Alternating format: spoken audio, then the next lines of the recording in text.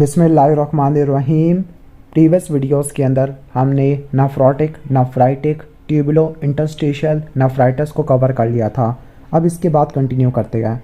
अब इसके बाद जो टॉपिक है हमारा वो है वैस्कुलर डिजीज़, लेकिन वैस्कुलर डिजीज़ रिलेटिवली इम्पॉर्टेंट नहीं है, तो अभी हम इसको स्किप करके हम चलते हैं इम्पॉर्टेंट टॉपिक्स की तरफ जो एग्ज़ाम में आते हैं। तो स्टार्ट करते हैं फिर हम किडनी स्टोन्स, ओके, यूरोलिथियासिस। अब इसमें से सवाल आता है एग्ज़ाम में, तो हम स्टार्ट करते हैं यूरोलिथियासिस वाले टॉपिक को। यूरोलिथियासिस को हम रीनल कैलिकुलाई या रीनल स्टोन्स भी कहते हैं। तो उसको स्टार्ट करते हैं और ये 4 कैटेगरी के होते हैं। जो कैलिकुलाई होता है या स्टोन्स होते हैं किसी भी यूरिनरी ट्रैक के लेवल से अराइज कर सकते हैं, ओके, कहीं से भी अराइज कर सकते हैं, लेकिन ये किडनी में ज़्यादा बनते हैं, ओके। वैसे ये किसी भी यूरिनरी पार्ट को इन्वॉल्व कर सकते हैं। ठीक हो गया। अब हम इनकी चीज़ों को देख लेते हैं। जो हेरिडेटरी एसोसिएशन होती है, हेरिडेटरी एसोसिएशन के अंदर गाउट, सिस्टीन यूरिया और प्राइमरी हाइपर ऑक्सैल्यूरिया, इनकी वजह से स्टोन्स बनना शुरू हो जाते हैं। गाउट में यूरिक एसिड के, सिस्टीन यूरिया में सिस्टीन के और हाइपर ऑक्सैल्यूरिया में ऑक्सैलिक एसिड के स्टोन्स बनना शुरू हो जाते हैं। तो इनकी टियोलॉजी और पैथोजेनेसिस को देख लेते हैं। जब भी यूरिन के अंदर जो किसी भी सालुबल या इनसालुबल कॉन्स्टिट्यूएंट की कंसंट्रेशन बढ़ जाती है, ओके, तो फिर उस स्टोन की फॉर्मेशन होना शुरू हो जाती है। तो स्टोन्स की फॉर्मेशन में कौन कौन से चीज़ें आ जाती है? Number 1 increase concentration, number 2 changes in the urine pH के कुछ स्पेसिफिक पीएच के अंदर के स्पेसिफिक स्टोन की प्रेसिपिटेशन देखने को मिलती है। नंबर 3 यूरिन वॉल्यूम कम होना, दैट इज़ वाई के कहा जाता है कि आप पानी ज़्यादा से ज़्यादा पिए। और चौथा बैक्टीरिया, ये स्टोन्स की फॉर्मेशन में रोल अदा करते हैं। Number 1 increase concentration, number 2 changes in the urine pH, number 3 decrease urine volume, number 4 bacteria, number 5 जो इनहिबिटर्स होते हैं स्टोन्स या क्रिस्टल फॉर्मेशन के, अगर उनका लॉस हो जाए, लाइक सिट्रेट है, पायरोफॉस्फेट है, ग्लाइकोसमाइनोग्लाइकान, ओस्टियोपोंटिन और ग्लाइकोप्रोटीन, ये वो कॉन्स्टिट्यूएंट होते हैं जो क्रिस्टल फॉर्मेशन या प्रेसिपिटेशन को इनहिबिट कर देते हैं। तो अगर इनका लेवल कम हो जाए या स्टोन कॉन्स्टिट्यूएंट का लेवल ज़्यादा हो जाए तो उसकी वजह से स्टोन्स की फॉर्मेशन होती है। मेनली 4 टाइप्स के कैलकुलाई होते हैं, ओके। इन सब में एक बात कॉमन है, ओके, इनमें ये कॉमन है कि इनमें एक ऑर्गेनिक मैट्रिक्स होता है म्यूकोप्रोटीन का, इसको आपने रट्टा मारना है, ऑर्गेनिक मैट्रिक्स ऑफ म्यूकोप्रोटीन। अब हम बात करते हैं 4 टाइप के स्टोन्स की। तो पहला है calcium containing stones. 70% calcium containing stones होते हैं। इसमें भी कैल्शियम ऑक्सैलेट आता है और कैल्शियम फास्फेट आता है, ओके। जो कैल्शियम ऑक्सैलेट और कैल्शियम फास्फेट ये किन कंडीशन में देखने को मिलते हैं? अगर ब्लड कैल्शियम लेवल ज़्यादा हो, हाइपर कैल्सीमिया या हाइपर कैल्सीयूरिया, यानी अगर ब्लड में कैल्शियम ज़्यादा है तो वो यूरिन में भी ज़्यादा आएगा, हाइपर ऑक्सैल्यूरिया और हाइपर यूरिकोस यूरिया, ये हमारे कंट्रीब्यूटरी फैक्टर्स होते हैं, ओके। यूरिक एसिड का लेवल ये भी कैल्शियम स्टोन्स की फॉर्मेशन को बढ़ा देता होता है, ओके।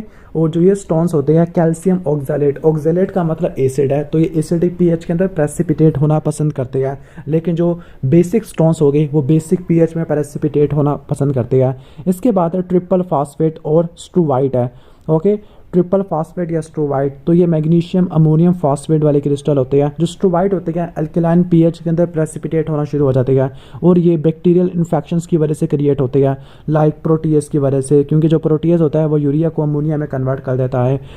जो स्ट्रोवाइट स्टोन है उनकी वजह से स्टैगहोर्न कैलकुलाई होता है, यानी ऐसा कैलकुलाई जो रीनल पेल्विस के मेजर पार्ट को इन्वॉल्व करता है, ओके, इन्फेक्शंस की वजह से। इसके बाद यूरिक एसिड स्टोन्स होते हैं, ओके। तो जो यूरिक एसिड स्टोन्स होते हैं ये किन पेशेंट्स में देखने को मिलते हैं? मेनली गाउट वाले पेशेंट्स को में आपको ये देखने को मिलते होते हैं, ओके। पहली वजह क्या है? Hyper uricaemia. लेकिन अगर हाइपर यूरिसीमिया वजह नहीं है तो एसिडिक पीएच, ओके, तो ये एसिडिक पीएच में प्रेसिपिटेट हो जाते हैं। इसके बाद सिस्टाइन वाले हैं, ये अमाइनो एसिड की रीअब्जॉर्प्शन मैकेनिज्म के ख़राब होने की वजह से होते हैं। अब हम चलते हैं क्लिनिकल फीचर की तरफ। क्लिनिकल फीचर क्या होते हैं? स्टोन्स क्या कर सकते हैं? यूरिनरी ट्रैक को ऑब्स्ट्रक्ट कर सकते हैं, अल्सर कर सकते हैं, एपिथेलियम को उड़ा दिया, ब्लीडिंग हो सकती है, हिमाचूरिया हो सकता है और कॉलिक की पेन हो सकता है। इसके अलावा जो स्टोन्स होते हैं ये प्री डिस्पोज होते हैं टू द रीनल इन्फेक्शन, यानी इन्फेक्शन से स्टोन बन गया और स्टोन की वजह से मजीद इन्फेक्शन हो जाएगा। ओके, इसके बाद देख लेते हैं न्यू प्लाज्म ऑफ किडनी। तो किडनी के जो न्यू प्लाज्म होता है दो मेन टाइप का, बिनाइन और मैलिग्रेंट। बिनाइन को पहले पढ़ लेते हैं। तो बिनाइन में पहला है रीनल पैपिलरी एडिनोमा। तो जो रीनल पैपिलरी एडिनोमा होता है इसके बारे में क्या बात नोट करनी है, स्मॉल येलो कॉर्टिकल ट्यूमर होता है, छोटा सा होता है, येलो रंग का होता है और भी येलो रंग से ही मैंने हाईलाइट किया, और कॉर्टिकल का होता है। ग्रॉसली बात करें तो ये ग्रॉसली तो ये बात हो जाएगी येलो कॉर्टिकल ट्यूमर है। हिस्टोलॉजी के लिए बात करें तो ये वैक्यूलेटेड होते हैं, वैक्यूल्स होते हैं, स्पेसेस होती है एपिथेलियल सेल्स के अंदर, ट्यूब्यूल्स वाले एपिथेलियल सेल्स के अंदर। ठीक हो गया। और नंबर 2 ब्रांचिंग पैपिलरी स्ट्रक्चर होता है, that is why they are called renal papillary adenoma. Okay, ठीक हो गया। इसके बाद हम आगे चलते गए angiomyolipoma. Angio mean vessel, myo mean smooth muscle और लाइपोमा मीन फैट। तो ये हिमाटोमेटस लेयन होती है, हिमाटोमेटस बिनाइन लेयंस होती है जिसमें वेसल्स, स्मूथ मसल और फैट तीनों चीज़ें आ जाती है। ओके, और ये ट्यूबरस स्क्लेरोसिस वाले पेशेंट में ज़्यादा देखने को मिलती है, इनके हैमरेज होने के चांसेस काफ़ी ज़्यादा होते हैं। इसके बाद ओन्कोसाइटोमा, ऐसा एपिथेलियल ट्यूमर जिसमें इयोजिनोफिलिक सेल्स होते हैं और ये इयोजिनोफिलिक सेल्स कलेक्टिंग डक्ट के इंटरकलेटेड सेल से निकलते हैं। ओके, इंटरकलेटेड सेल्स के एपिथेलियल ट्यूबर जो कि इयोजिनोफिलिक सेल्स वाला होता है, they are called oncocytoma. Electron microscope भी देखें तो ये माइटोकॉन्ड्रिया से भरे पड़े हुए होते हैं। नेक्स्ट है मैलिग्रेंट ट्यूमर। मैलिग्रेंट ट्यूमर में एडिनोकार्सिनोमा या रीनल सेल कार्सिनोमा होता है, बहुत इंपॉर्टेंट है, आपने इसको अच्छे तरीके से याद रखना है। ओके, तो जो एडिनोकार्सिनोमा होता है कहते हैं मेल्स में ज़्यादा कॉमन होता है, बाकी जो इसका जो रिस्क फैक्टर है वो टोबैको होता है। इसके अलावा obesity, hypertension, unopposed estrogen, okay और exposure to the asbestos, petroleum product, heavy metals, ये इसके रिस्क फैक्टर होते हैं। कैंसर के कॉजेस नहीं होते बल्कि इसके रिस्क फैक्टर होते हैं। इसके अलावा एंड स्टेज रीनल डिजीज़ और क्रॉनिक किडनी डिजीज़ ये भी कैंसर करवा सकते हैं। अब हम पैथोजेनेसिस के बारे में चलते हैं।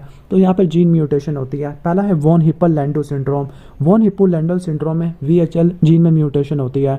तो इस सिंड्रोम में होता ये है, ओके, तो इसमें रीनल सिस्ट होती है, ओके, रीनल सिस्ट होती है, bilateral multicentric renal cell carcinoma होता है। ओके, तो आपने इसको याद रखना है, bilateral multicentric renal cell carcinoma बहुत सारे को होता है, मेनली क्लियर सेल कार्सिनोमा होता है।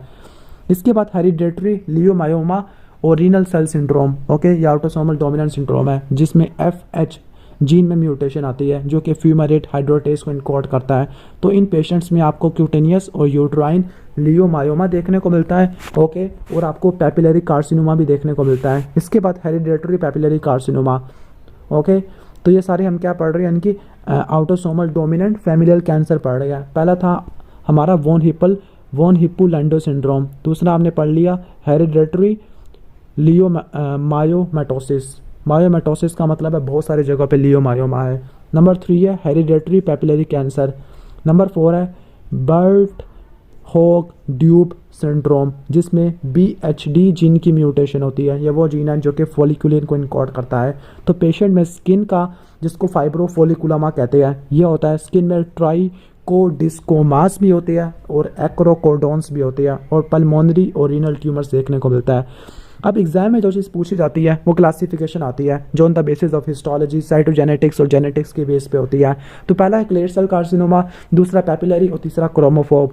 तो जो रीनल क्लियर सेल कार्सिनोमा या नॉन पैपिलरी भी बोलते हैं उसको, नॉन पैपिलरी भी कहते हैं, मोस्ट कॉमन होता है, स्पोरेडिक होते हैं, एक्वायर्ड होते हैं, ओके, ठीक हो गया। और जो म्यूटेशन होती है वो VHL जीन में म्यूटेशन होती है, ओके। जो VHL जीन होता है क्रोमोसोम नंबर 3P पे मौजूद होता है, ओके। जो VHL है ये ट्यूमर सप्रेसर जीन है जिसने यूबिक्विटिन लाइगेज के एक पार्ट को इनकोड करना है।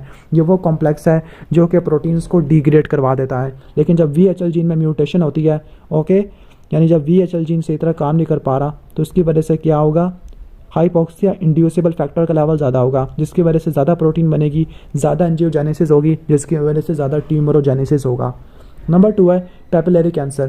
पैपिलरी कैंसर 10 to 15% होता है, ओके। तो जो पैपिलरी कैंसर होता है इसकी 2 फॉर्म्स होती है, फेमिलियल और हम कह सकते हैं स्पोरेडिक। तो जो फेमिलियल होती है उसमें MET मेट प्रोटोन को जीन में म्यूटेशन होती है जो कि हेपेटोसाइट ग्रोथ फैक्टर के लिए टायरोसिन काइनेज रिसेप्टर के तौर पर पेश आता होता है, ओके।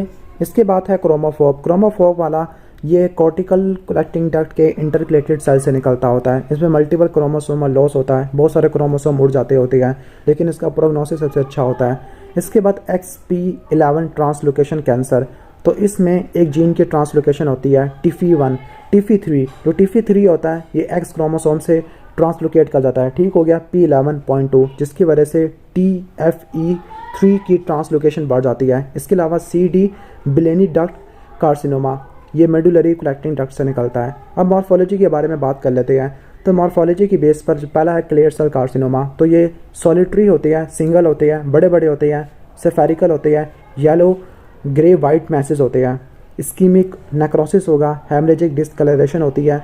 जो ट्यूमर है ये कैलिसिस में बल्ज कर जाएगा और ये रीनल वेन को इन्वेट करेगा, ओके, और ये सॉलिड कॉलम ऑफ सेल बना लेता है। हिस्टोलॉजिकली बात करें तो ये सॉलिड ट्राइबिकुलर या ट्यूबुलर ग्रोथ होती है, ओके, क्लियर साइटोप्लाज्म होता है और आर्बोराइजिंग वास्कुलेचर होता है।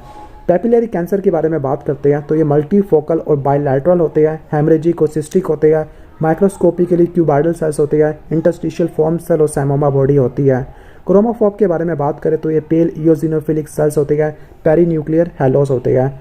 क्लिनिकल फीचर्स देख लेते हैं। तो जो पेशेंट होता है उसमें फ्लैंक पेन होता है, okay, number 2 palpable mass, number 3 haematuria होता है। इसके अलावा non specific symptom fever, malaise, weight loss वगैरह ये चीज़ हो सकता है। अब रीनल सेल कार्सिनोमा की केस में पैरानियोप्लास्टिक सिंड्रोम भी होता है। पैरानियोप्लास्टिक सिंड्रोम में हार्मोनल प्रोडक्शन होती है जो कि नॉर्मली प्रोड्यूस नहीं होता। For example polycythaemia, hypercalcaemia, hypertension, feminisation, masculinisation, Cushing syndrome, eosinophilia, leukaemoid reaction और एमाइलॉइडोसिस है। जो प्रोग्नोसिस होता है और ट्यूमर के साइज़ के ऊपर और ट्यूमर के मेटास्टेसिस के ऊपर डिपेंड करता है। जो रीनल सेल कार्सिनोमा मेटास्टेसाइज कर चुका होता है इससे पहले कि वो सिम्टम प्रोड्यूस करे, और इसकी जो लैब इन्वेस्टिगेशन है वो रेडियोग्राफिक होती है, ओके, ठीक हो गया। इसके बाद यूरोथीलियल कार्सिनोमा ऑफ रीनल पेल्विस है। तो जो यूरोथीलियल कार्सिनोमा ऑफ रीनल पेल्विस है ये यूरोथीलियम से निकलता होता है, रेयर होते हैं, सॉरी रेयर नहीं होते बल्कि बहुत जल्दी मैनिफेस्ट हो जाती है बिकॉज ऑफ हीमाचूरिया और ऑब्स्ट्रक्शन है, ठीक हो गया। अब इनकी जो हिस्टोलॉजिकल टाइप है वो ब्लैडर के कैंसर के अंदर आपने पढ़नी है, लाइक पैपिलरी लीजन्स हो सकती है, एनाप्लास्टिक लीजन्स हो सकती है, वेल डिफरेंशिएटेड लीजन्स हो सकती है, इसको आप ब्लैडर कैंसर में पढ़ोगे, ओके।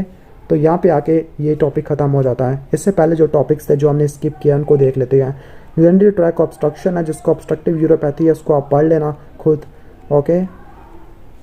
अब किडनी के अंदर जो सिस्टिक डिजीज़ होती है, अच्छे डायग्राम्स है उसको भी देख लेना आप, ओके।